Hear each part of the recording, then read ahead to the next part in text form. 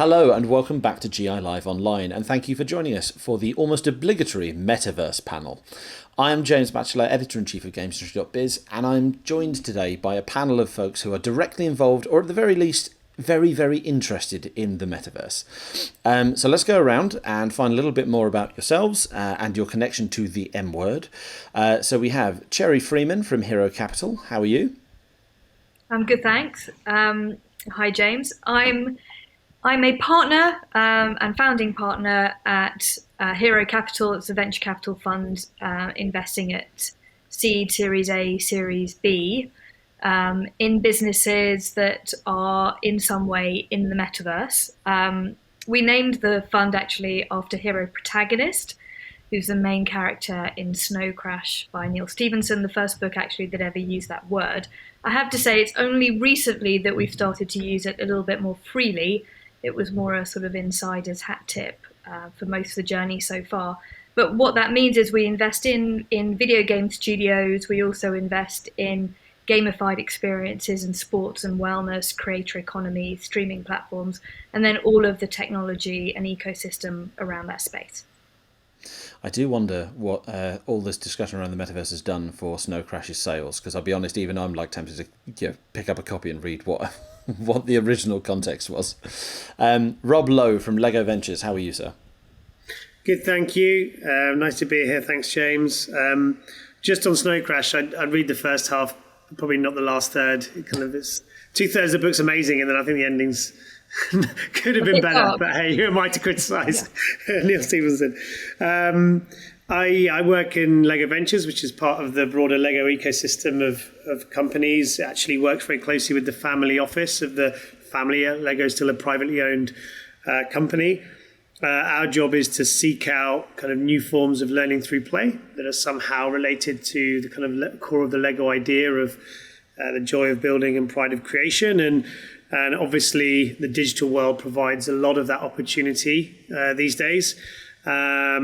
And most recently, and probably the biggest piece of work we've done in Lego Ventures has been an investment into Epic and partnership with the Lego company around exploring how a metaverse, a part of the metaverse for kids, could manifest itself in the future, and exploring that with Epic.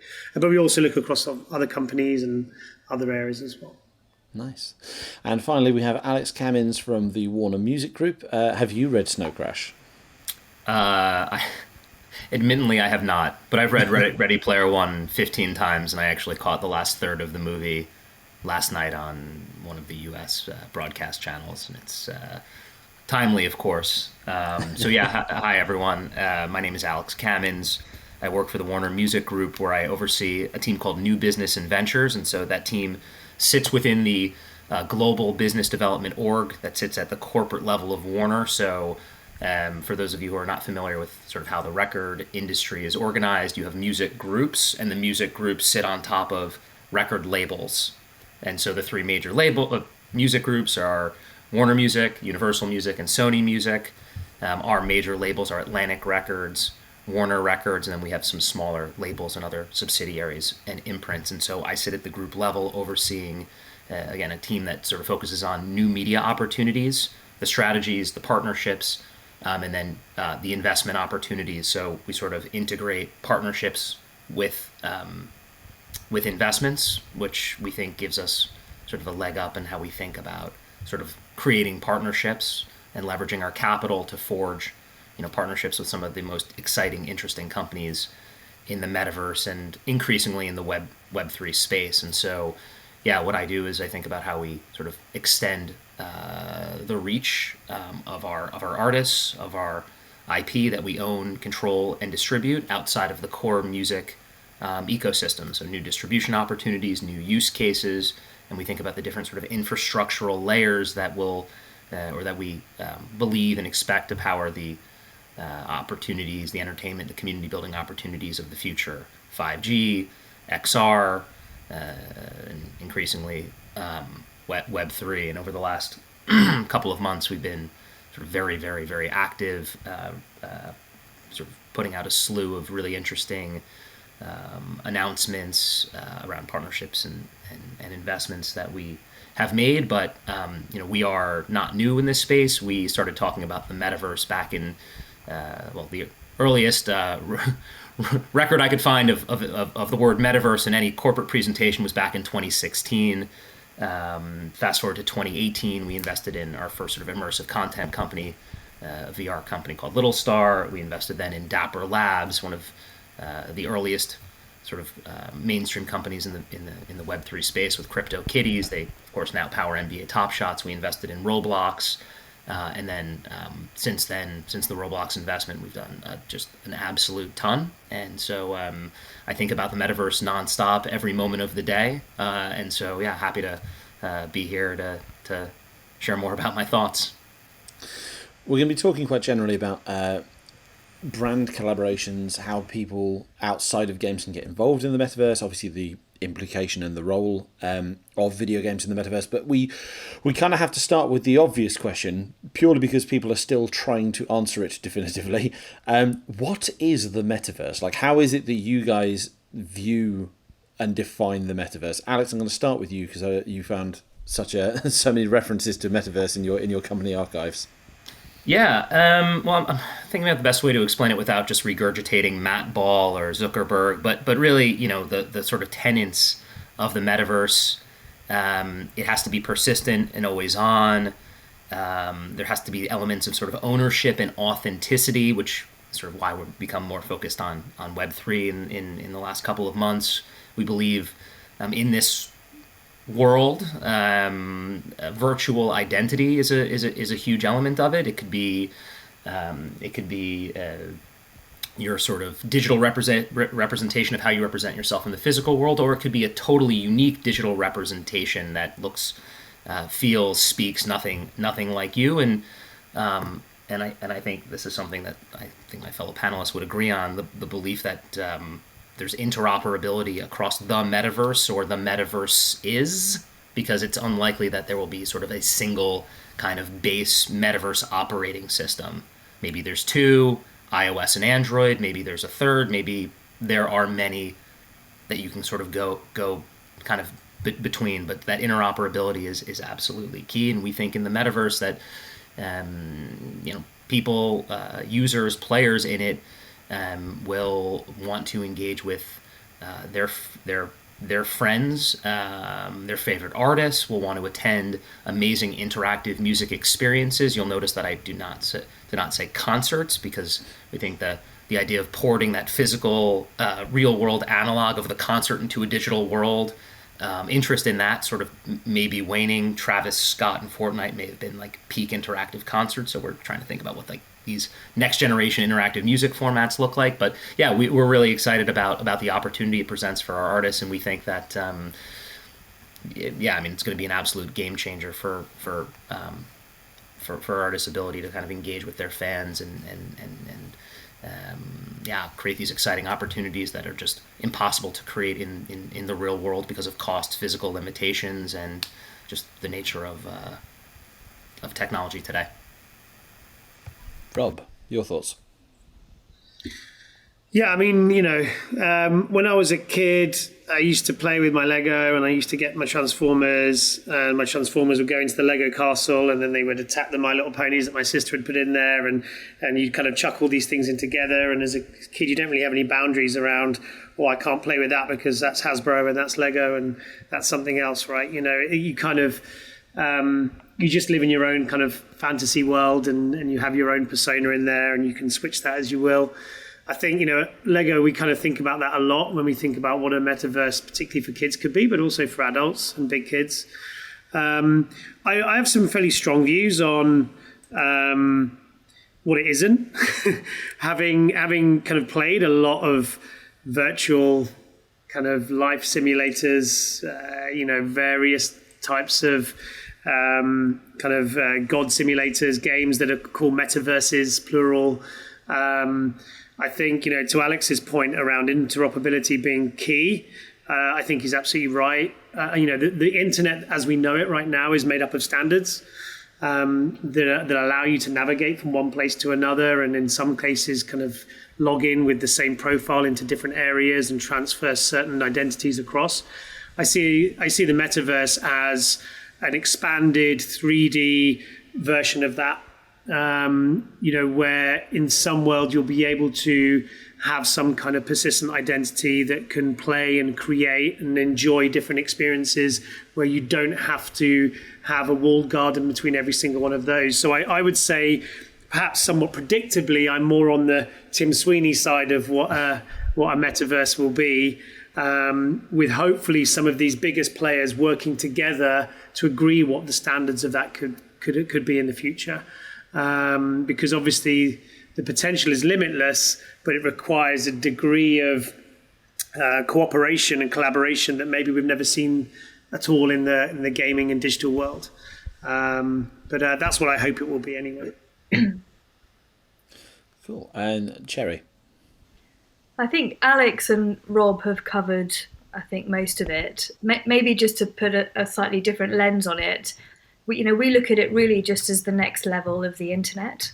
So if the first phase of the internet was used in defence in universities in the previous century, then in the sort of 2000s we had desktop internet, and in the teens we've had smartphone and mobile internet, and metaverse is just the next level. And as Alex described, the key things that are different about it are that it's persistent, and so even when you're not in it, it continues, it evolves without you, and when you are in it, it's generally immersive, so you feel like you're inside it. And I think what's fundamentally different is it's massively multi-user.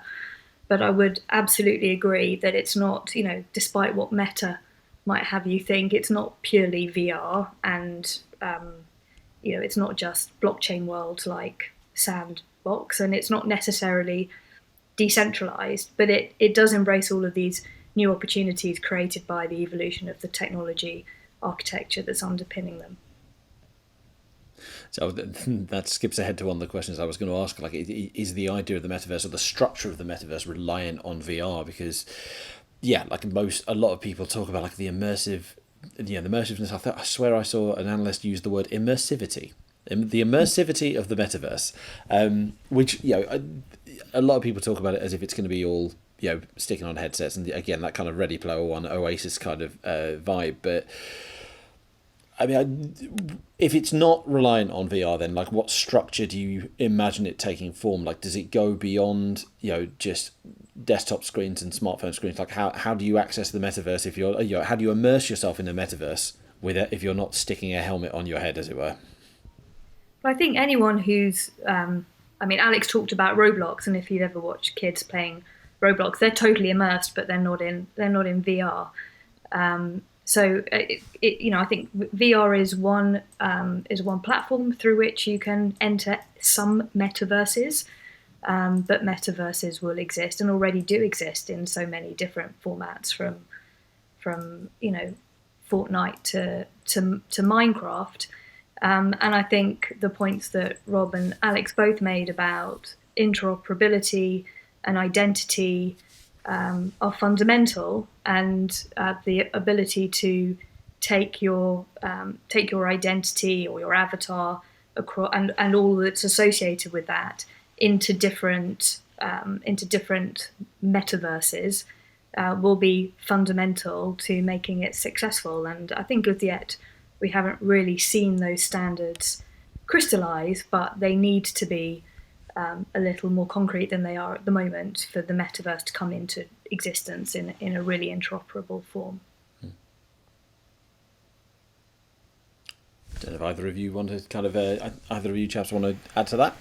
Yeah, I think just adding to something that Sherry said a bit ago about the metaverse being, I think it was to the last question, the metaverse sort of being the next stage of I think you said of the internet, Sherry. So, if the metaverse is sort of the next internet, the post-mobile web internet, like the internet's always on, right? Like your ability to engage with the internet and perceive the internet just depends on your hardware, your interface, right? Like I engage with the internet through this, through a smart TV, through my computer, through a VR headset in some cases, and my ability to immerse in it depends on what I'm like the tech. And so I think if everyone sort of agrees that that's a good framework to sort of discuss and think about the internet, that the metaverse, then it will always be there. It will always be on. It won't sort of be its own like channel.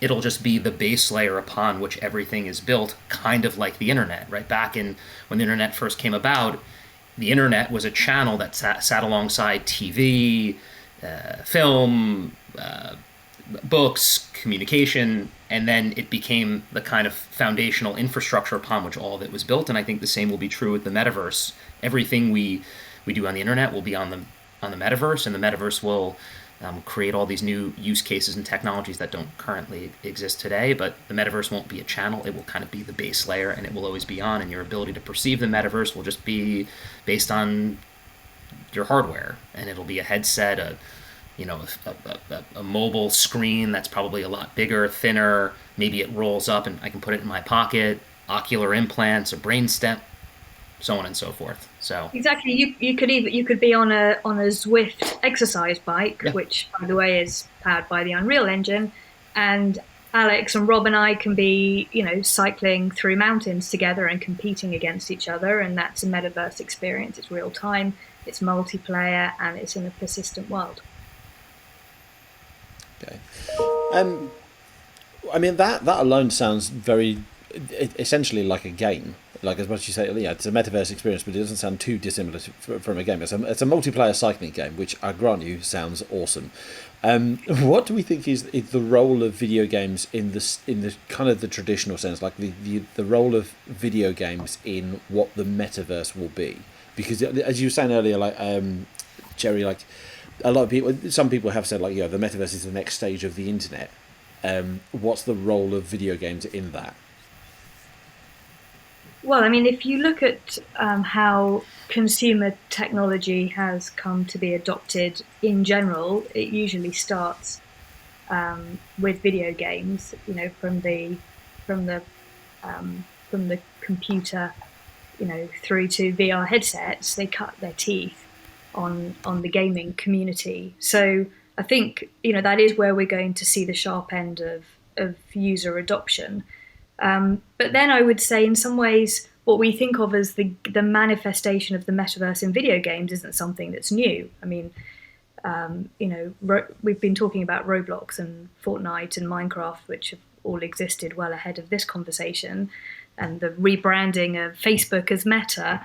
But, games like Quake and Doom in the 90s or Second Life more recently have also predated this sense of kind of massive community player platforms, and most of these where they start as games go on to become creator platforms, then eventually virtual worlds with social activity very much and interactive music experiences, Alex, much in the same way that Fortnite has. So I think that's the role that the video games world will play. It will be where the first use cases and the first massive adoption is.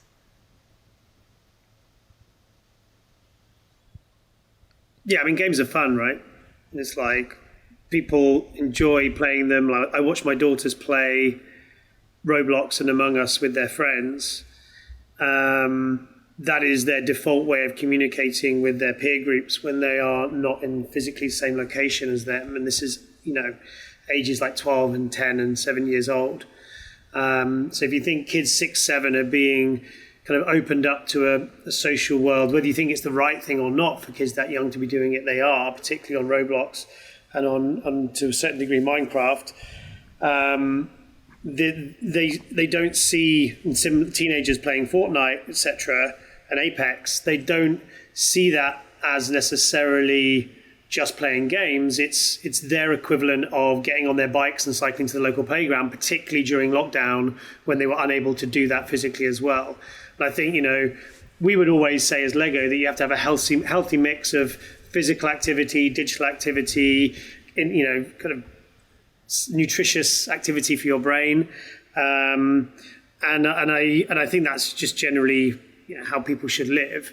But there is something inherently fun about having something to stimulate the conversation that you have, whether it's with your friends or whoever, that is more interesting than maybe kind of like a more, singly focused conversation over Zoom or something like that. It's not always the case, though, because I think there's a lot of forced situations now where it's like, we have to have our meeting in the metaverse, so we're going to have it in this gaming experience where you actually just stand around with a avatar of yourself not doing anything, and it's kind of, there are situations where something like this is more appropriate and relevant because people need to see my face and my expression, see if they actually believe what I'm saying or not, right? So it's kind of like, not every single situation is solved by the metaverse, but I think gaming adds like a focal point for those social situations. And is a great use case for a lot of people that's already, you'll find the generations that are spending a lot of money, in gaming and in connected social experience in the future are the ones that are being brought up on Roblox and Among Us and Fortnite right now. And that is their kind of norm and their going in point for their social experiences.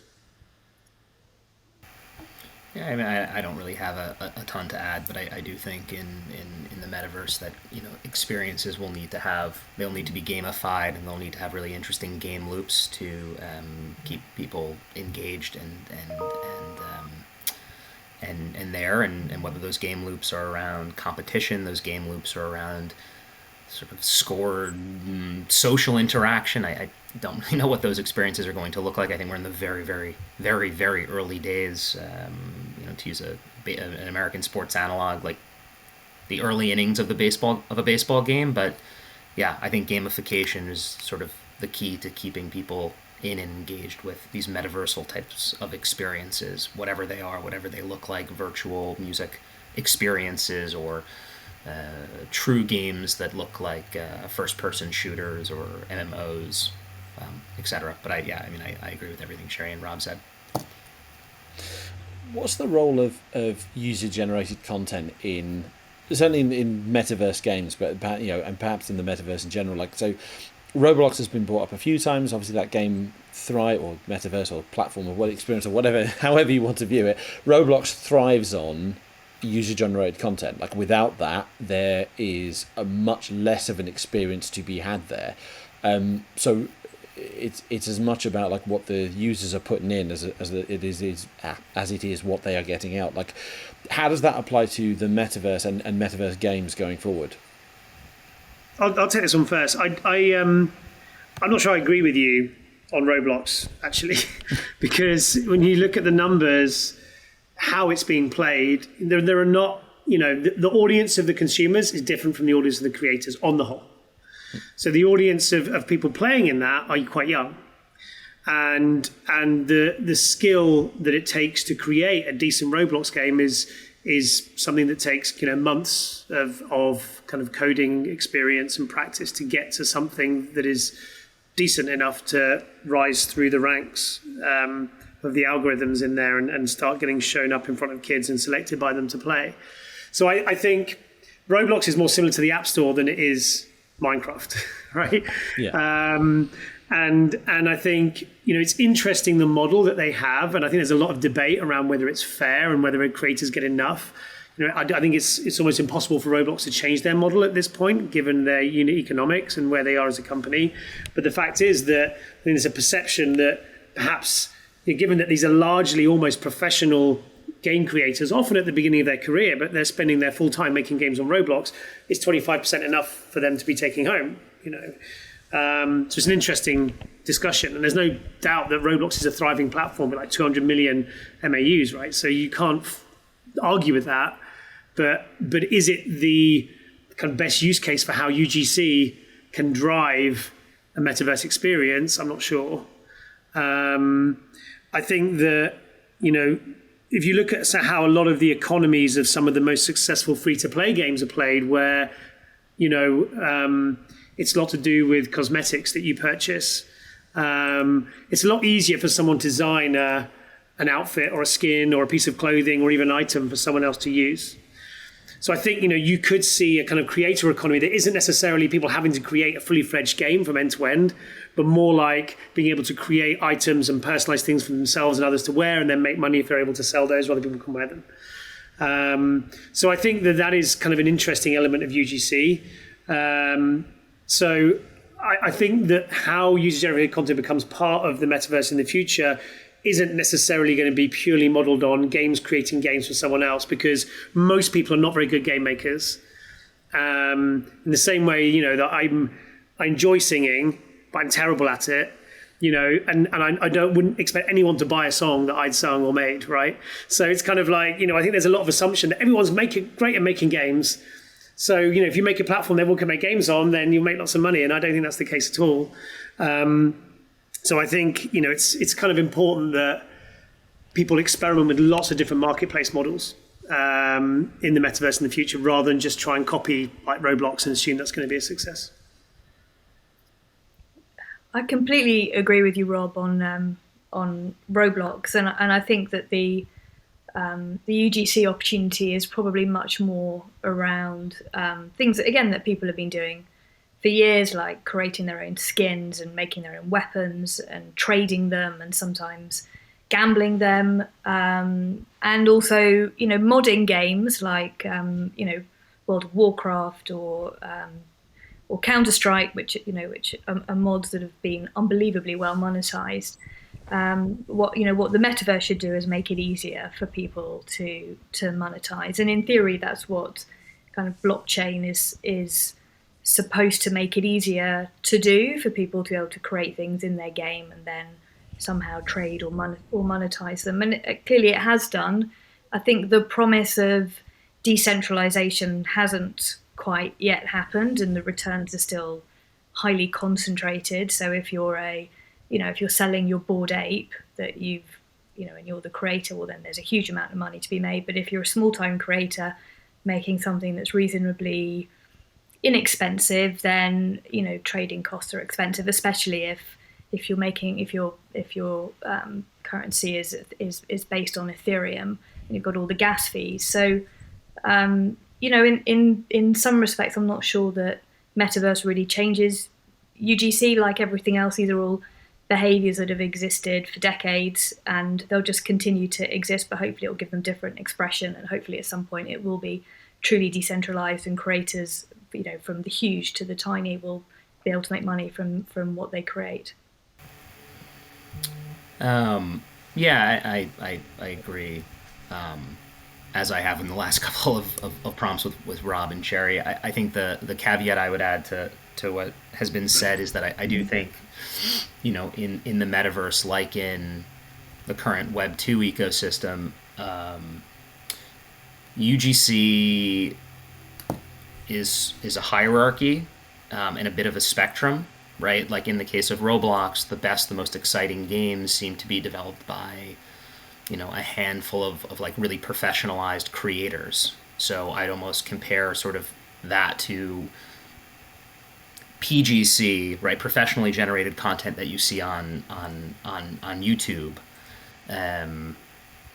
But there is sort of regular sort of amateur person-to-person, user-to-user UGC that is happening on Roblox today. People are creating their own goods, their own items, and I think that any sort of like everything you do in the metaverse, everything I do in the metaverse, everything I do in Roblox or Fortnite is sort of like it's like a signal of UGC, right? If I shoot someone in Fortnite or in a Roblox game and I do like an emote dance over their virtual body, like that action is like a signal, a form of UGC in a sense, whether it's captured and by the community, captured and put on YouTube or not. So like UGC becomes this sort of like much larger concept as you step into the metaverse, because you're constantly creating almost like an infinite amount of user-generated content, whether it's professionally or truly like user-generated. But I think over time, the gap in quality will close as artificially intelligent content creation tools become more a part of the developer toolbox, right? Because in the metaverse, what we perceive as the metaverse, whether it's Snow Crash or Ready Player One, no person or people, including everyone on the planet, can create the amount of content needed to keep the metaverse fully furnished and populated with content. It will need to be created in real time, almost infinite in nature. And so in the short run, you have this chasm, this gap that closes over time. But in the end state of the metaverse, I think most, if not all, content will be created by artificial intelligence. Players and users may be able to like influence what's being created, but I think AI at some point does take over, and UGC kind of maybe disappears, and people just sort of play and engage, and the ecosystem sort of just like works because of that symbiotic balance between user engagement and how AI sort of perceives it and creates content to match and maintain that engagement loop. I mean, that might well be right. I just desperately hope that you're wrong about that, Alex. When the machines wake up and just... Yeah. There's the end of human creativity. The Matrix? I mean, you could argue that's just become batteries. That's people buying toys instead of Lego, right? You just buy the toy. You don't build it. Yeah. Well, as people seem to like building the toys, Well, Legos as we discussed right. once upon a time, Rob, I at the beginning of the pandemic, I bought the Lego Technic Bugatti, and if I had just bought it, it would have been a much different experience than building it over 40 hours. That's true. And more expensive buying the real Bugatti as well. Yeah. At the risk of drawing this away from Alex's Lego builds and back to topic, what are the opportunities then for game developers and game companies in general? So we've kind of touched on this.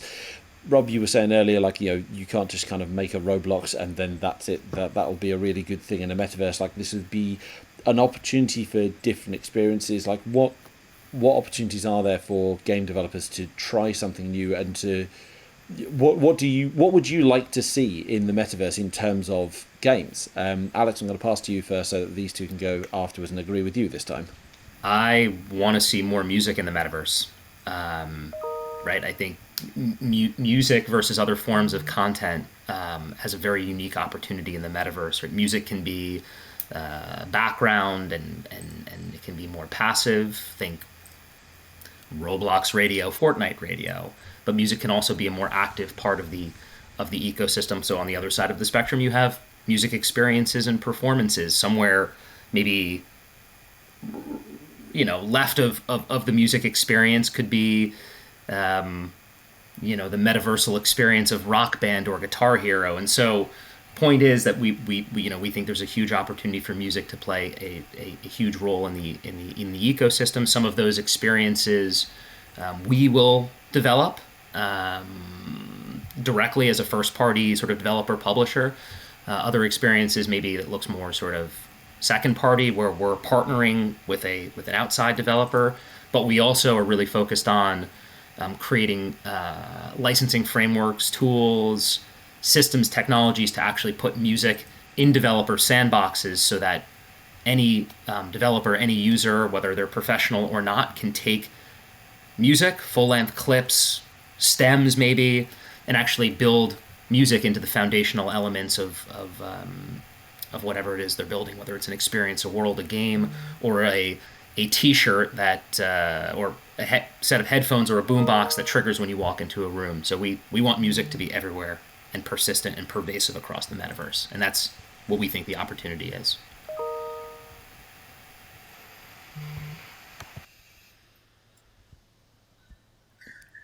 Rob, you look okay, like well, I guess I'll go next. The question was, what's the opportunity for games developers in the metaverse?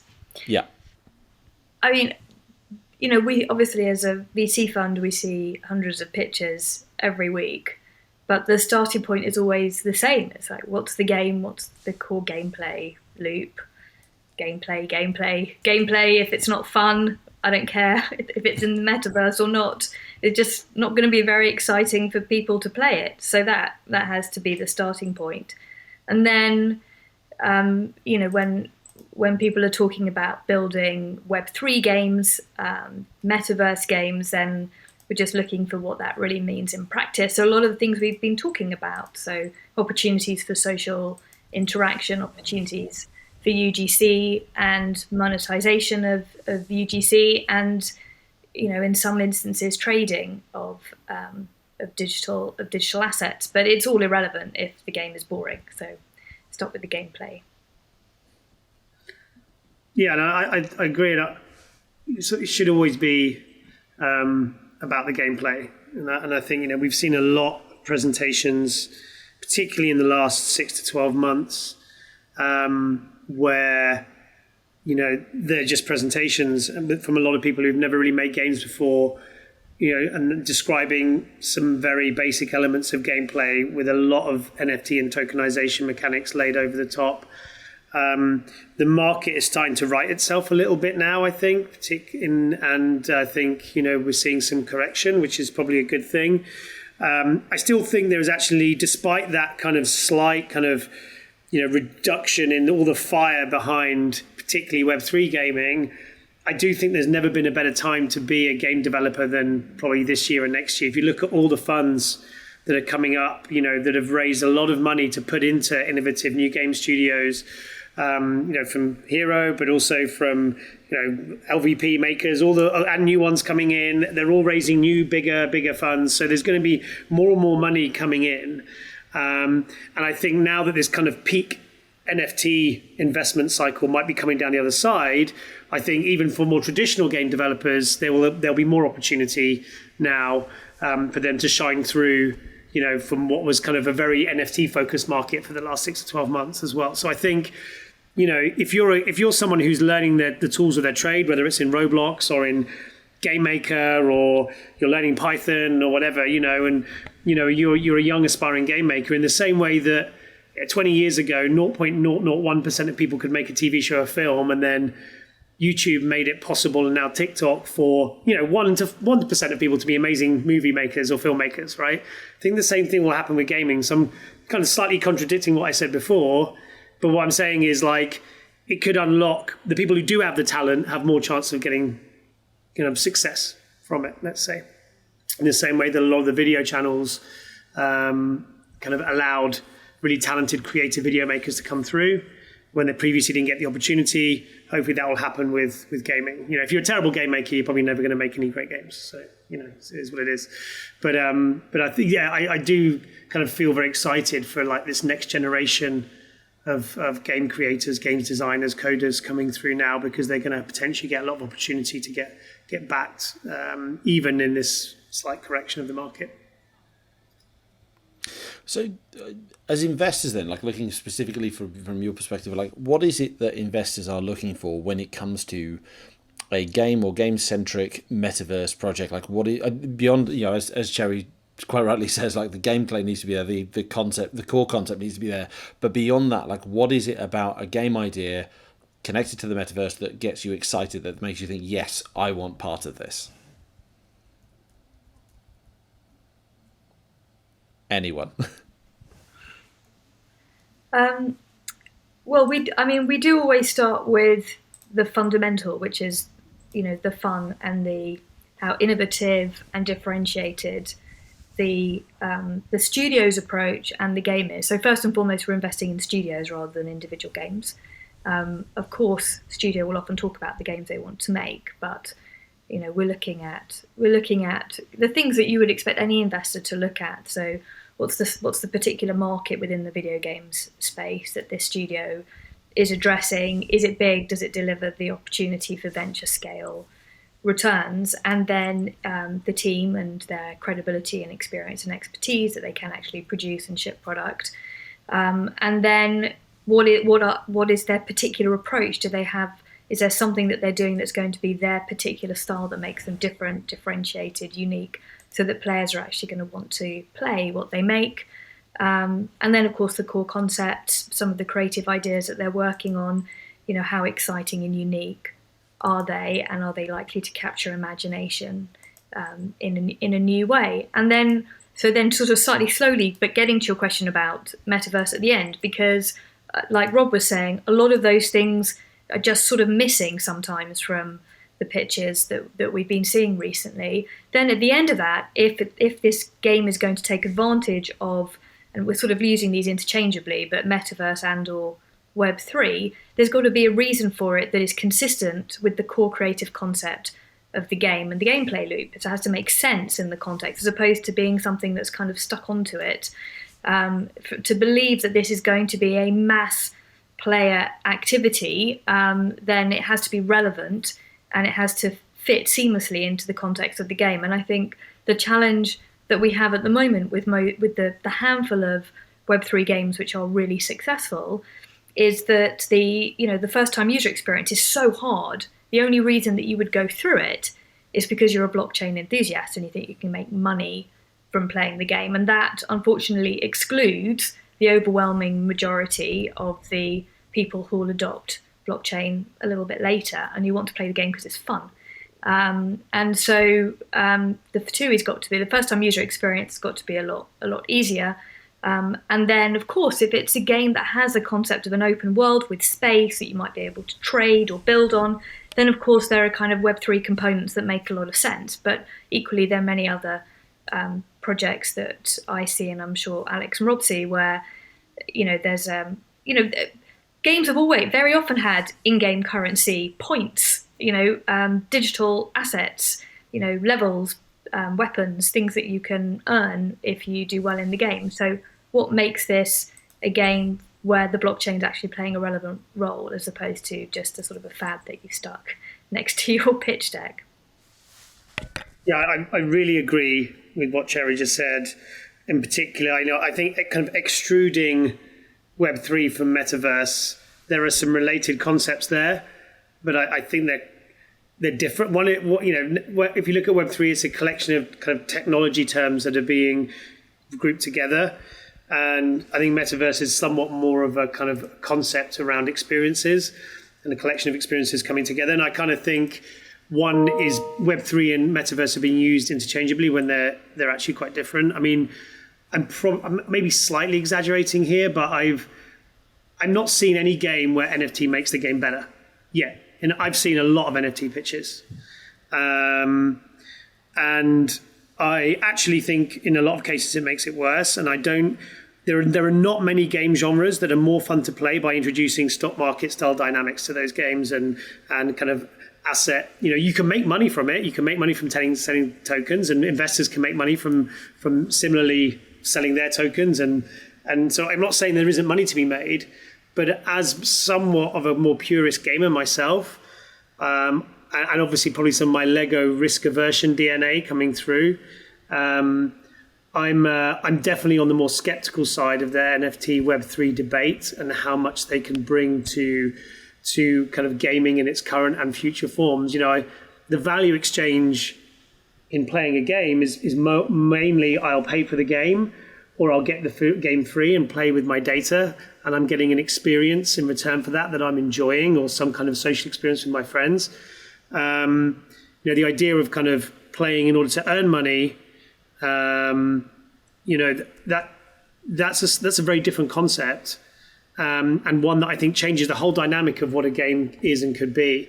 And I'm sure there is a market for that, but it's kind of, I sometimes get quite uneasy with some of the pictures I see, because it does feel like they're more based on a short-term kind of gambling with assets, increasing in value opportunity than they are around, I want to build a great game studio, make great games for people to play, and they will pay me money for that.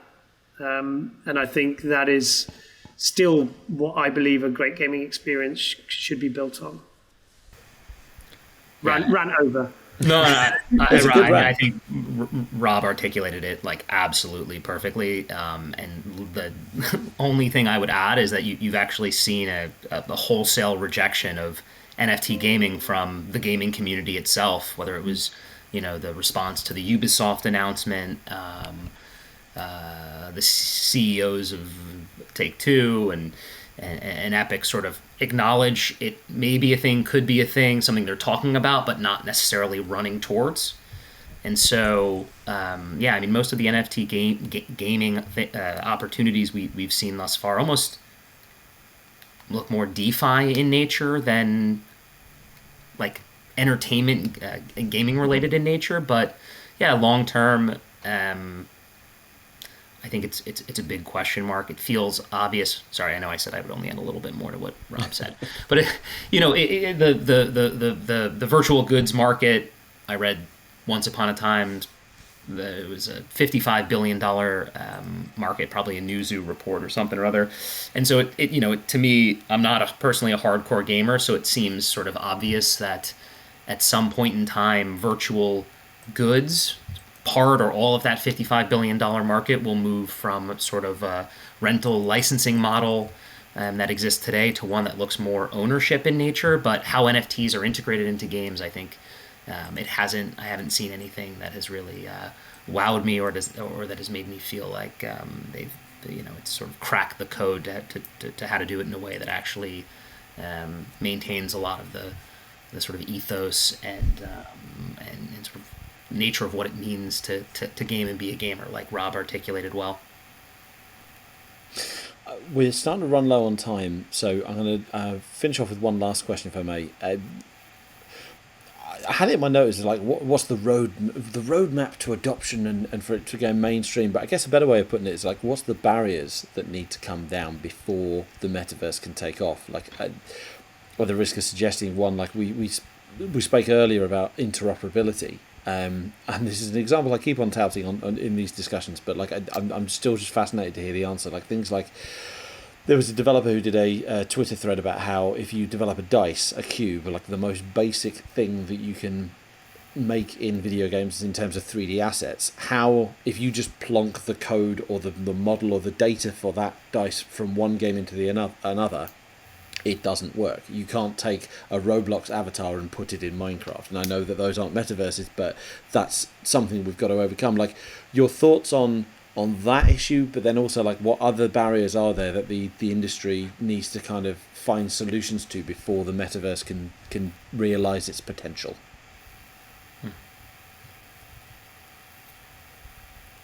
No one wants to go first. I think we're all scratching our heads trying to come up with a good I'll go first. Yeah, okay. So I think there's interoperability is a big challenge, and in some cases, kind of not relevant.